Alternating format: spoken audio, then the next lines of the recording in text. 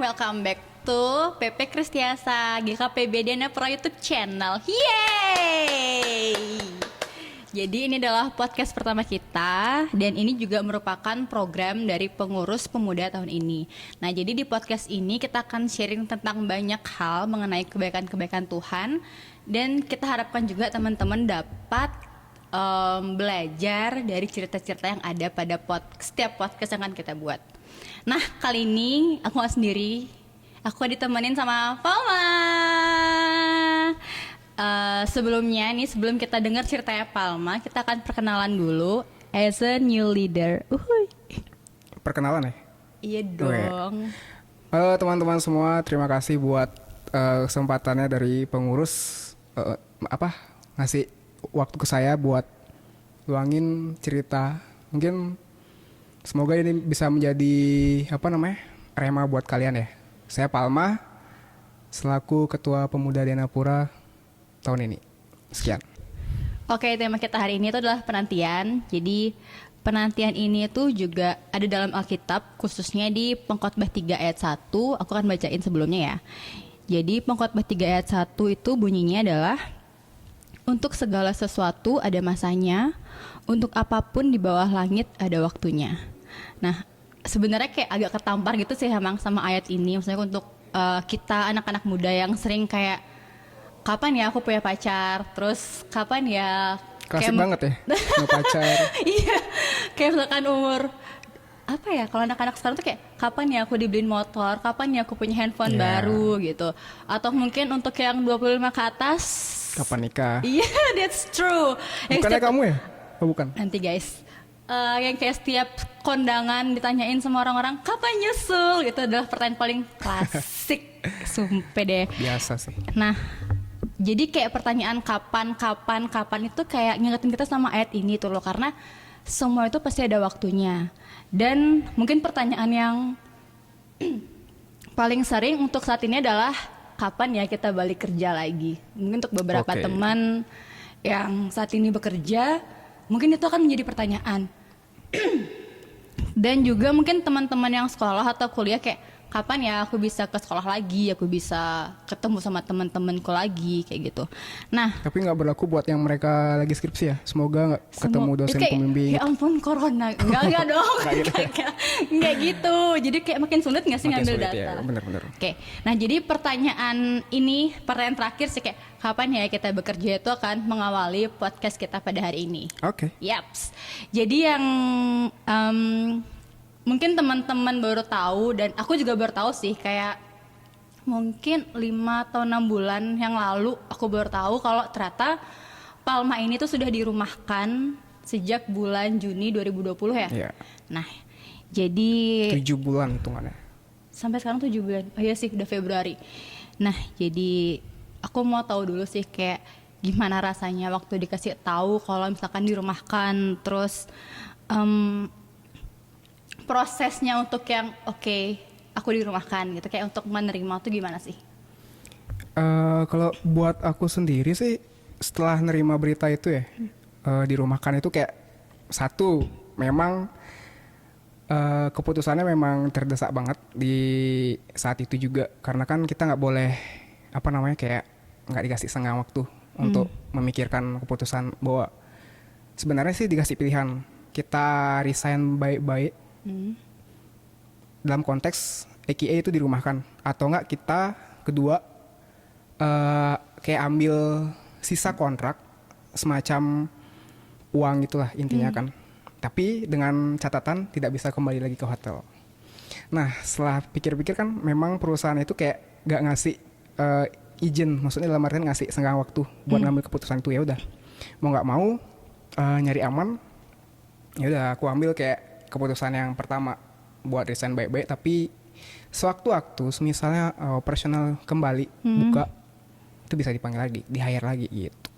Habis itu ya udah, memang otak lagi kalau juga waktu itu kan, karena nggak tahu kan dalam itu kondisi masih kerja, tiba-tiba sekitar jam makan siang di telepon sama HRD-nya buat datang ke ruangannya gitu. Emang ada pengurangan anggota juga kan dari setiap corporate semuanya, dari seluruh cabang di luar negeri juga kena imbasnya seperti itu. Jadi ya udah apa namanya, ya mau nggak mau ya udah selesai itu. Dan itu juga waktu lagi hektiknya lagi nyusun skripsi kan, itu benar-benar kayak ada satu hal yang maksudnya aku sendiri pribadi kayak ngambil hikmahnya tuh setelah dirumahkan, mungkin Tuhan nyuruh aku kayak fokus nih nyusun skripsi kayak that's gitu. right. Habis itu kayak ngerasa halnya kayak gitu juga gitu. Mungkin kalau misalnya masih pun kerja gitu, kayak bakal keteteran gitu untuk nyusun skripsinya gitu. Habis itu kayak puji Tuhan juga lewatin itu, skripsinya lancar, semuanya selesai, wisuda juga kan. Habis itu iseng kan nih sama teman, apa namanya, sambil ngisi waktu itu kan bikin bisnis kecil-kecilan gitu, sampai sekarang sih jalan gitu. Dan itu aja sih kalau dari segi ceritanya Kak, di rumah kan. Berarti waktu itu kerjanya udah berapa lama? Dari Aku sebelum kerja, dirumahkan ya? Mulai dari Januari 2019. Satu Januari setengah tahun. 2009. Ya, itu lumayan banget sih. Berarti itu kamu kuliah semester 6 ya? Nah ya, 6 ya. Wow. Nah, Kalau waktu nggak ada corona sih udah 2 tahun sih sekarang.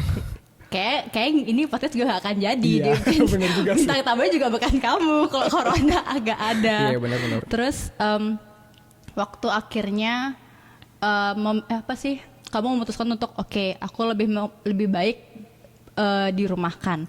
Nah, itu ada perdebatan nggak sih sama diri sendiri, atau misalkan kayak langsung bilang sama orang tua, Bu, Pak, aku punya keputusan ini, kayak gitu? Memang sih waktu itu pas hari H di mana ditentuin keputusannya kayak gitu, sempat cuma dikasih waktu 30 menit buat koordinasiin sama orang rumah kan. Jadi orang rumah juga bilang kayak, udah kamu ambil aja keputusan yang pertama gitu. Siapa tahu sewaktu-waktu corona nggak ada, udah hilang, kita bisa direkrut lagi gitu. Setelah itu juga kan memang sih ngambil keputusan yang itu. Tapi dalam hati setelah pulang keluar dari HRD dan setelah pulang dari kerja itu, mikir lagi kan dalam, kok nggak ngambil yang pilihan kedua aja gitu. Siapa kan kita kan nggak tahu corona kapan selesai. Iya sih. Siapa tahu kan dari uangnya itu bisa lah kita ubahin kayak ke bisnis ataupun ke alirin ke dana lainnya kayak gitu. Jadi apa ya, memang sih waktu itu menyesal sih, tapi dipikir-pikir juga nggak ada sih hal yang perlu disesali. Jadi kayak semua ada plus minusnya. Ya itu aja sih. Jadi proses untuk akhirnya nerima yang oke, aku terima nih, aku dirumahkan, aku tidak bekerja. Maksudnya kayak aku harus berarti kan mengalami yang menjadi fresh graduate sebelum fresh graduate kan, berarti fresh graduate. Start colongan duluan. Nah itu kayak berapa lama sih proses? Karena itu kan kayak lumayan banget loh, misalnya kayak sebelum kamu lulus, kamu udah dapat kerjaan, terus pekerjaannya juga lumayan lah ya. Jadi kalau misalkan fresh graduate kan harusnya kalau udah punya pengalaman kerja kan dapat yang lebih baik. Tapi ternyata kan kayak corona, pandemi, kayak semua tutup dan sebagainya. Itu tuh proses untuk yang kayak bisa nerima, oke, aku sekarang kayak gini, kondisiku seperti ini, yang kayak life must go on kayak gitu tuh. Kalau dipikirin berapa lama sih, kayak lumayan lama sih ya. Dalam arti kayak kita adaptasi lagi gitu loh. Bisa kayak ngerasa ngebandingin sama orang lain, misal tuh kayak, wah orang nih walaupun udah lulus nih barengan, tapi mereka masih tetap kerja gitu. Jujur pernah bandingin sama siapa? Pernah ngebandingin diri sama siapa? Sama orang di luar sih, teman kampus itu ada pokoknya. Jadi ya gitu, semakin kesini sih semakin buat nerima gitu loh. Jadi semua tuh ngerasa kayak Tuhan udah setting setiap segalanya gitu. Segala peristiwa tuh udah ada masa-masanya. Jadi kenapa aku suka banget sama ayatnya ini, selalu pakai pedoman sih. Jadi kayak ada di mana waktu kita buat kerja, ada di mana tuh buat kita istirahat. Jadi kayak Tuhan tuh pengen ngasih ini loh, rencana kayak gini-gini, nggak selalu mulus kayak gitu. Jadi kayak bakal ada yang istilah orang Bali kayak ceglongan gitu. Ceglongan. Apa ya? Kayak lubang itu di jalan. Iya, gitu. lubang, ceglongan. Maaf, terlalu Balinis. Terus selama proses itu pernah nggak sih kayak ngerasa Tuhan kok kayak ngerasa kayak gimana? Nggak marah, mungkin marah sama Tuhan. Terus kayak kenapa sih harus aku gitu loh, kenapa nggak orang lain aja, kenapa harus aku yang dirumahkan kayak gitu. Nah, ini juga sih yang aku apa namanya uniknya aku ambil nilainya kan apa kayak mungkin bisa dikatakan ya aku kalau menurut diriku sendiri ya karena aku yang jalanin hidupku kayak sebelumnya kan aku ngerasa kayak apa yang udah aku alami, udah apa aku kerjain selama ini bisa dikatakan mulus-mulus aja nih sebelum ada corona ini. Jadi kayak sebelumnya itu juga kayak aku ngerasa karena beberapa di temanku di kampus kan sering nih cerita-cerita sama aku lah istilahnya kayak itu kayak mereka curhat sama aku gitu. Kayak ngerasa dengar-dengar cerita yang mereka tuh kayak berat-berat juga gitu loh. Dalam artian mereka punya masalah yang bisa dikatakan besar banget dan sedangkan aku yang masih dalam tahap sampai sini aku masih kayak gimana ya kayak ngerasa enteng lurus-lurus aja gitu. Maksudnya Ngerti gak sih? masalahnya kayak gini kayak- gak sih? Terlalu agak nggak tahu diri kalau kita ngeluh. Tapi Ya. sebenarnya ada orang lain yang lebih berat lebih, daripada kita. ya, Sedangkan kayak kita gitu. nggak tahu dia ngeluh atau enggak. Ya kayak gitu sih, kurang lebih seperti itu. Jadi kayak ketika aku tahu titik terendahnya mereka kayak gitu, sekarang pas gilirannya aku yang kena, kadang aku berpikir kayak gini, oh jadi teman-temanku dan orang-orang yang sekitarku yang sudah capai titik terendah tuh kayak gini ya rasanya, kayak paling bawah banget sampai depresi, frustasi segala macem gitu, kayak hopeless lah, nggak tahu mau ngapain lagi. Oh gini rasanya. Jadi kayak aku kayak ngerasa oke, pasti Tuhan pengen ngasih tahu kalau ada di titik, nggak selalu di titik itu, ada memang yang paling bawah banget, dimana kayak apa ya, aku lupa sih ada ayat Alkitab yang di apa kayak ketika aku lemah itu kekuatan Tuhan makin nyata. Jadi kayak nah di sana ada aku mikir juga nggak selamanya hidup tuh mulus ya, pasti kan ada goncangannya dikit. Jadi itu aja sih. Terus sekarang nih kan kamu sudah lulus, akhirnya lulus kan, akhirnya lulus walaupun di masa pandemi. Terus masih belum bekerja juga, misalnya kayak belum bekerja, mungkin hal yang kamu lakuin sekarang adalah bukan pekerjaan yang kamu mau. Nah itu tuh gimana cara nanamin ke diri sendiri kalau yang kayak oke, aku sekarang belum bisa balik kerja, aku harus melakukan apa yang bisa aku lakukan sekarang, kayak nerima keadaan gitu loh. Gimana sih caranya? Caranya ya mawas diri aja sih, legowo aja. Jadi kayak gak, memang sih dalam masa-masa kayak gini kan usaha memang pasti ada, sampai apply sana sini, sampai ikut interview sana sini juga nihil tetap hasilnya, walaupun memang interview ada sampai tahapnya yang sampai yang beberapa mungkin nggak dilanjutin, ada nilai yang kayak kurang itu kan bisa dikatakan. Dan nggak sampai sana aja, dalam artian kita harus coba peluang yang lain, kayak peluangnya bisnis ya kemarin sih sama teman itu. Jadi ya itu sih yang gimana caranya harus putar otak lagi biar kita tetap produktif dan memang menghasilkan kayak gitu. Agak stres gak sih waktu awal-awal buka usaha? Karena kan kalau usaha tuh gak selamanya mulus ya. Maksudnya kayak ada yang, misalkan nih, biasanya ya kayak yang aku alamin juga nih, kan sama-sama punya usaha. Jadi awal-awal tuh kayak rame banget, terus tiba-tiba kayak ada satu saat yang kayak sepi belas, kayak udahlah tutup aja. Pernah gak kayak gitu? Maksudnya kayak semangatnya tuh udah gak kayak yang awal-awal gitu loh. Pernah gak kayak gitu? Bener. Apa namanya? Ya pernah sih pasti ya.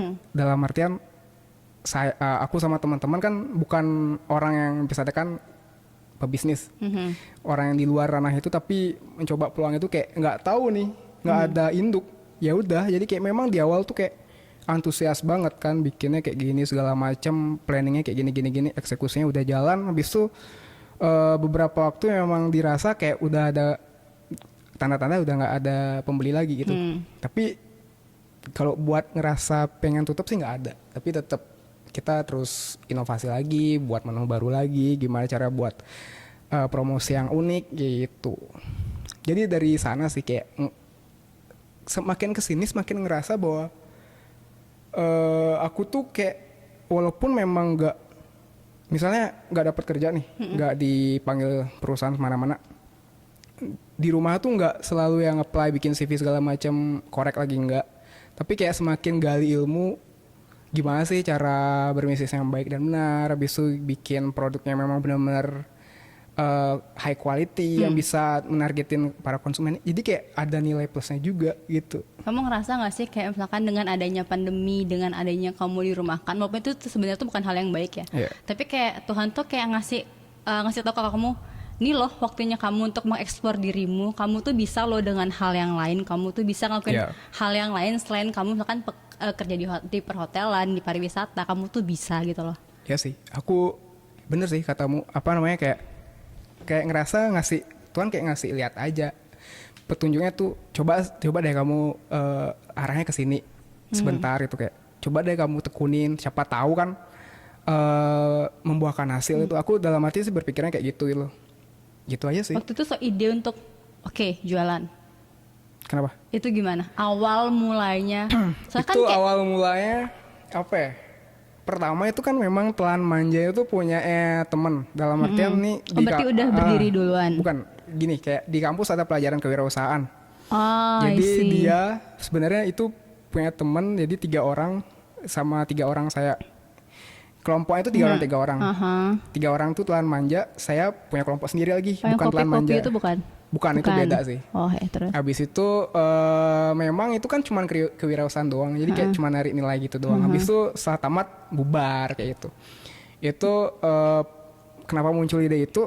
Karena memang waktu itu udah sumpek banget kan setelah memang dirumahkan. Habis itu sambil goes juga sama temannya itu yang punya grupnya itu. Habis itu ya udah aku yang sendiri kayak kita bisnis atau enggak jualan apa gitu. Hidupin aja lagi tuh Telan Manjanya gimana ya. Namanya unik juga. Sebenarnya Telan Manja itu terang bulan, mantap jiwa. Sebenarnya aku tuh kayak ambigu gitu loh. Telan Manja kayak itu sebenarnya sudah terang traveling kemana-mana. Lagian logonya begitu kan.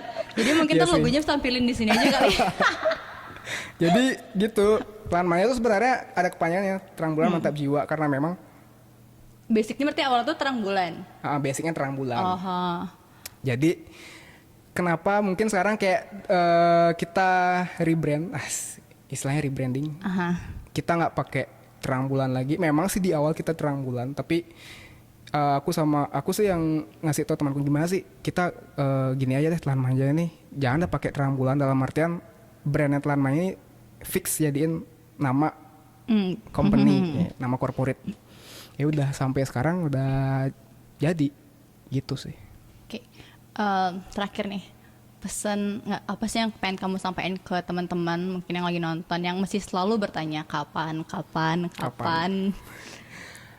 Pesanku buat teman-teman yang pasti ya setiap orang mengalami masa penantian seperti ini, jangan pernah menyerah sih, terus berdoa, terus berserah penuh ya. Usaha tuh pasti, karena Tuhan pasti ngasih yang tepat buat kalian. Tuhan nggak pernah lalai sih sama janjinya ya. Jadi gimana caranya kita kayak nggak berdiam diri, nggak cuman rebahan doang di rumah, tapi kita tuh bisa ngakalin setiap apa yang di depan kita. Tetap produktif. Siapa tahu teman-teman yang di luar kebiasaan teman-teman ataupun di luar apa yang sudah kalian kerjain itu yang bakal jadi sumber penghasilan ataupun tempat ladang kalian buat explore lebih lagi itu aja sih. Wow, thank you banget. Jadi hari ini tuh aku ngerasa kalau misalnya nih walaupun ada hal negatif, mungkin gak sepenuhnya negatif sih. Jadi Palma dirumahkan dan sebelum fresh graduate udah kena pandemi, jadi kan kayak susah banget kan untuk nyari pekerjaan gitu. Tapi setelah apa yang aku dengar kayak yang memang gini loh, jadi Tuhan tuh emang mau ngasih kamu waktu untuk yang kamu akan aku buat fokus dengan skripsi dengan cara kamu dirumahkan. Mungkin kamu awalnya akan marah gitu kayak, kenapa sih Tuhan aku terus dirumahkan, aku tuh perlu uang dan sebagainya bla bla bla. Tapi kan dalam artian iya, siapa tahu nanti kalau yang tadi kamu bilang, kalau misalkan kamu tetap bekerja, siapa tahu malah skripsimu malah nggak kelar kayak gitu loh. Bener. Terus kayak yang Tuhan juga pengen nunjukin mungkin ya ke kamu kalau yang kamu tuh bisa kok Mang, ada cara-cara lain, misalnya ada talenta lain yang kamu sendiri pun nggak tahu gitu loh. Dan akhirnya masanya ya sekarang, Di Iya saat sih. kamu dirumahkan, kamu jadi kayak putar otak, oke aku bisa apa gitu. Jadi kayak setiap hal itu sudah pasti Tuhan perhitungkan. Maksudnya kayak apa ya? Setiap pertanyaan kapan Sudah kayak ada jawabannya itu ya? sudah ada jawabannya. Dan sebenarnya berkat Tuhan itu nggak cuma hal yang besar kayak yang aku selamat dari musibah itu tuh enggak. Maksudnya kayak aku dapat uang sekian tuh itu tuh enggak. Maksudnya kayak sekedar yang kamu bangun pagi masih bisa dengar suara omelan mamamu tuh aja tuh kayak Sampai sekarang nggak kena corona. iya ya. iya iya betul. Kita mesti jaga jarak ya. Iya. Jadi kayak itu tuh adalah hal yang amat sangat itu tuh sebenarnya berkat Tuhan loh. Maksudnya kalau kalian mikirnya berkat itu adalah hal yang besar yang kayak Materi. iya, misalnya selain materi kayak yang ada bencana alam aku selamat. Enggak, men. Saya enggak melulu tentang hal yang besar seperti itu. Maksudnya kayak yang kamu hari ini, aduh aku lapar, tiba-tiba ada yang datang, permisi, Keajaiban tuh. Gojek. Itu tuh juga hal yang apa ya? Itu adalah berkat Tuhan tuh tanpa kamu sadari. Karena Yeah. biasa kalau kita di saat lagi di posisi terbawah kan kita pasti yang jarang ya kita mengucap syukur gitu. Aku pribadi pun baru beberapa bulan lalu kayak baru ngerasa yang syukurnya aku tuh tidak dirumahkan ya. Aku amat sangat bersyukur. Mungkin kalau aku dirumahkan Tuhan tahu aku akan stres. Jadi aku tidak diberikan kesempatan untuk melalui hal seperti itu gitu. Jadi itu juga sih kayak kenapa hal yang aku kayak tadi kamu bilang itu, kenapa kamu nggak marah nggak sama Tuhan? Gimana sih kok kenapa hal ini terjadi itu? Satu, kalaupun aku marah bisa marah tapi kayak mikir lagi kapasitasku apa sih marah? Dalam artian Tuhan udah begitu baiknya sama aku dan kayak segala macam udah ngasih ini itu sampai sekarang tuh masih sehat. Alasanku buat marah tuh kayak apa sih, bingung juga. Lagian itu. Jadi kan kayak Tuhan menguji kita juga iya, dengan kemampuan. jadi kan? kayak gitu. Jadi kayak balik lagi kayak kenapa Ayub bisa kayak gitu ya? Misalnya Iya, dia betul. tuh bisa udah sampai di segala halnya diambil sama Iya, dia tuh sampai- diuji sama Tuhan sampai iya, istrinya hilang, sampai kusta segala kusta. macam. Iya, Itu betul. masih bisa bersyukur kayak bilang terpujilah nama Tuhan, Tuhan yang memberi, Tuhan yang mengambil kayak gitu kayak. Wow, ini loh kayak uniknya Iya, gitu. Jadi iya, iya sih. itu aja sih yang aku coba apa ya ikuti gitu. Ya jadi kayak kalau teman-teman ngerasa Alkitab itu adalah hal yang berat, hal yang Iya. besar tuh sebenarnya enggak gitu. Karena tokoh-tokoh di Alkitab pun juga merasakan apa yang kita rasakan sekarang. Lebih Iya, walaupun misalnya tuh kayak kita nggak perlu kusta kok. Misalkan kayak aku nih, kita jerawatan, terus datang. Itu makanya kenapa? Pasti sama skincare ya. Puber kedua ya, itu tuh kayak Enggak kok, tenang aja, masih ada Ayub gitu loh. Jadi kayak selalu Iya. ada alasan untuk bersyukur kayak gitu kan. Siap, Nah, siap. thank you banget Mang untuk Siap. sharingnya yang amat Sama-sama, sangat luar biasa. Thank you teman-teman. Dan juga mungkin teman-teman kalau misalkan ada saran atau masukan untuk video berikutnya atau tema-tema atau mungkin teman-teman ada yang pengen jadi narasumber, bisa banget komen di bawah. Nanti kita akan baca-baca komennya. Yes. Jadi jangan lupa untuk like, komen, subscribe, dan share ke Nyalakan teman-teman kalian loncengnya. semua. Oke, bye teman-teman. God bless Bye. you. Thank you.